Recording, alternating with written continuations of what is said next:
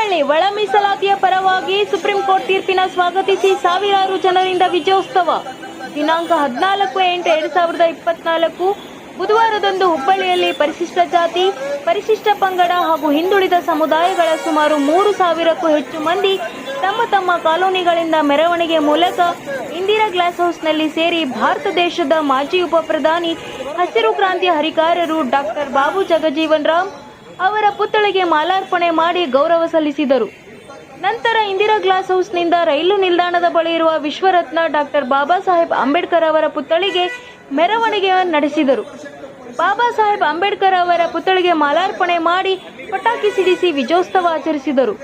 ಇದೇ ಸಂದರ್ಭದಲ್ಲಿ ಮಾನ್ಯ ತಹಶೀಲ್ದಾರರು ಮತ್ತು ತಾಲೂಕು ದಂಡಾಧಿಕಾರಿಗಳು ಹುಬ್ಬಳ್ಳಿ ಇವರ ಮೂಲಕ ಸನ್ಮಾನ್ಯ ಶ್ರೀ ಸಿದ್ದರಾಮಯ್ಯ, ಮಾನ್ಯ ಮುಖ್ಯಮಂತ್ರಿಗಳು, ಕರ್ನಾಟಕ ಸರ್ಕಾರ, ಬೆಂಗಳೂರು ಇವರಿಗೆ ಮನವಿ ಸಲ್ಲಿಸಿದರು.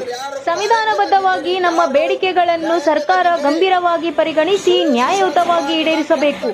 ಇಲ್ಲವಾದಲ್ಲಿ ತೀವ್ರ ಸ್ವರೂಪದ ಹೋರಾಟದ ಮೂಲಕ ಜನಾಂದೋಲನ ಹಮ್ಮಿಕೊಳ್ಳಲಾಗುವುದು ಎಂದು ಕಾರ್ಯಕ್ರಮದಲ್ಲಿ ಭಾಗವಹಿಸಿದ ಹಿರಿಯರು ಸರ್ಕಾರಕ್ಕೆ ಮನವಿ ಸಲ್ಲಿಸಿದರು. ಈ ಸಂದರ್ಭದಲ್ಲಿ ಮಾಜಿ ಎಂಎಲ್ಎ ಮಾನ್ಯ ಶ್ರೀ ವೀರಭದ್ರಪ್ಪ ಹಾಲಹರವಿ, ಶ್ರೀ ಮಂಜುನಾಥ ಕೊಂಡಪಲ್ಲಿ, ಶ್ರೀ ಸೂರ್ಯನಾರಾಯಣ ಕನ್ಮಕಲ್, ಶ್ರೀ ಶಂಕರ ಅಜಮನಿ, ಶ್ರೀ ರವೀಂದ್ರ ಕಲ್ಯಾಣಿ, ಶ್ರೀ ಮಾರುತಿ ದೊಡ್ಡಮನಿ, ಇನ್ನು ಅನೇಕ ಮುಖಂಡರು ಹಾಗೂ ಮಹಿಳೆಯರು ಹಾಗೂ ಯುವಕರು ಉಪಸ್ಥಿತರಿದ್ದರು. ವರದಿ Nagaraj B Jaligidad, Siddharth news 24x7. ಇದು ಬಡವರ ಧ್ವನಿ, ಜಮಖಂಡಿ. ಮತ್ತು ಛಲವಾದಿ ಮತ್ತು ಡೋಹಾರ, ಮಜ್ಗಾರ, ಸಮಗಾರ ಈ ಸಮಾಜಗಳೇನಿದೆ ರಾಜ್ಯದಲ್ಲಿ ಮಾತ್ರ ಅಲ್ಲ, ರಾಷ್ಟ್ರದಲ್ಲಿ ಅತ್ಯಂತ ದೊಡ್ಡ ಸಮುದಾಯ. ಇದನ್ನ ಅಲಕ್ಷ್ಯ ಮಾಡಬೇಡ್ರಿ.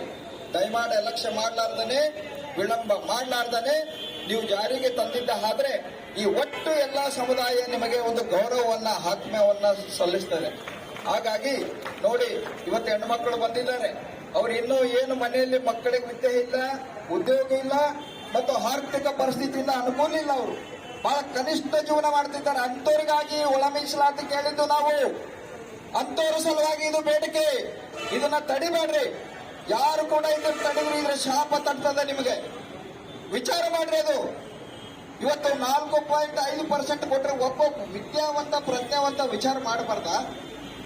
ಸಂವಿಧಾನ ನೀಡಿದೆ. ಸಂವಿಧಾನಬದ್ಧವಾಗಿ ನ್ಯಾಯಾಲಯ ಕೊಟ್ಟಿದ್ದ ತೀರ್ಪನ್ನ ನೀವು ವಿಚಾರ ಮಾಡಲಾರ್ದಾನೆ, ಅದನ್ನ ಕುಲಂಕುಷ ಅರ್ಥ ಮಾಡ್ಕೊಳ್ಳಾರ್ದಾನೆ, ನಮ್ಮ ಮನವಿಗೆ ಮಾನ್ಯತೆ ಕೊಡಲಾರ್ದಾನೆ ಮತ್ತು ಸದಾಶಿವ ಆಯೋಗನೂ ಅರ್ಥ ಮಾಡ್ಕೊಳ್ಳಿಲ್ಲ. ಅದು ಓಕೆ. ಅದರ ನಂತರ ಉಪಸಮಿತಿ ನೀಡಿದಂತ ತೀರ್ಪು ನಿಮಗೆ ಅರ್ಥ ಆಗಲಿಲ್ಲ. ಈಗ ಸರ್ವೋಚ್ಚ ನ್ಯಾಯಾಲಯ ನೀಡಿದ ತೀರ್ಪು ನಿಮ್ಗೆ ಇದು ದ್ರೋಹ. ಇದನ್ನು ಮಾಡ್ತಕ್ಕಂಥದ್ದು. ಯಾರ್ಯಾರು ಮೀಸಲಾತಿಯನ್ನ ಪಡಿತೀರಿ, ನಮ್ಮೊಟ್ಟಿಗೆ ಅಣ್ಣತಮ್ಮರಾಗಿದ್ದೀರಿ, ಹಂಚಿ ತಿನ್ನೋಣ, ಕೂಡಿ ಬಾಳೋಣ, ಇಲ್ಲದಾರದಕ್ಕೆ ಎಲ್ಲರೂ ಕೈ ಕೊಟ್ಟವ್ರನ್ನ ಮೇಲೆತ್ತೋಣ. ಇದು ನಮ್ಮ ಕೂಗು, ಇದು ನಮ್ಮ ಹೋರಾಟದ ಧ್ವನಿ. ಹಾಗಾಗಿ ದಯಮಾಡಿ ಅರ್ಥ ಮಾಡ್ಕೊಳ್ಳಿ. ನಾವೆಲ್ಲ ಒಂದಾಗಿ, ಒಗ್ಗಟ್ಟಾಗಿ, ಒಂದು ಮನಸ್ಸಿನಿಂದ ಯಾರು ಇನ್ನು ಉಪವಾಸ ಇದ್ದಾರೆ, ಯಾರಿಗೆ ಇವತ್ತು ಒಂದೇ ಜೊತೆ ಬಟ್ಟೆ ಇದೆ, ಆ ಬಟ್ಟೆ ಕೂಡ ಹರಿದಿದೆ, ಒನ್ಗೆ ಹಾಕಿ ಉಟ್ಕೊಂತಾರ. ಯಾರಿಗೆ ಸಾಯಂಕಾಲ ಊಟ ಇಲ್ಲ, ಸಾಯಂಕಾಲ ಊಟ ಮಾಡಿದ್ರೆ ಬೆಳಿಗ್ಗೆ ಅವ್ರಿಗೆ ನಾಷ್ಟ ಇಲ್ಲ, ಅಂತವ್ರ ಸಲುವಾಗಿ ನಮ್ಮ ಹೋರಾಟ ಇದೆ. ಇದನ್ನ ತಡಿಬೇಡ್ರಿ. ಇದನ್ನ ತಡಿಬೇಡ್ರಿ. ಒಳಚರಂಡಿ ಕೆಲಸ ಮಾಡ್ತಕ್ಕಂಥವ್ರು ಉಸಿರು ಕಟ್ಟಿ ಸತ್ತಿದ್ದಾರೆ. ನಿಮಗೆ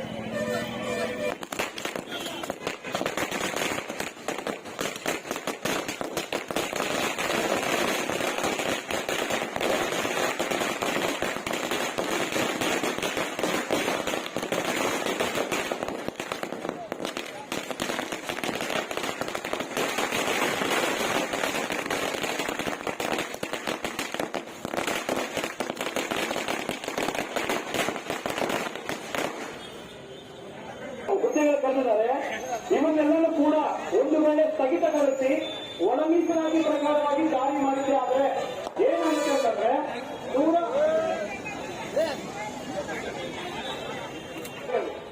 ಹೋದಂತ ಹುಡುಗರೆಲ್ಲ ಕೆಲಸಗಳು ಸಿಗದೆ ಮತ್ತೆ ಒಂದು 10 ವರ್ಷದವರೆಗೂ ಈ ಕಾಲ್ಫಾರ್ಮ್ ಆಗಂಗಿಲ್ಲ.